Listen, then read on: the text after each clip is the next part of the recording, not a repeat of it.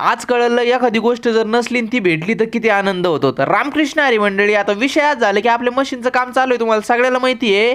आता सगळ्या पट्ट्या बसून झाल्यात बरं का, एक राहिली शेवटची, तीच बाबा कापत होते. बाबा म्हणले की बाबा वावरात चक्कर मारून ये, काय कपाशीची हालत आहे ती बघून ये. आता तिकडेच गेलो होतो कपाशी बघायला. तुम्हाला सांगतो सकाळपासून पाऊस चालू आहे, कपाशीला बी एक नंबर पाणी भेटलंय. पण तेवढ्यात आता शावल जायचं होतं बाबाला दवाखान्यात घेऊन, कारण की बाबाला आहे ना आज बोलवलं होतं डॉक्टरांनी. तेवढ्यात येता येता तिकडून जाळी घेऊन आलो मस्त बाई, कारण की इथं आहे ना त्या पट्ट्या ना त्याला जाळी बसवायची होती अंडे ठेवायला त्यासाठी.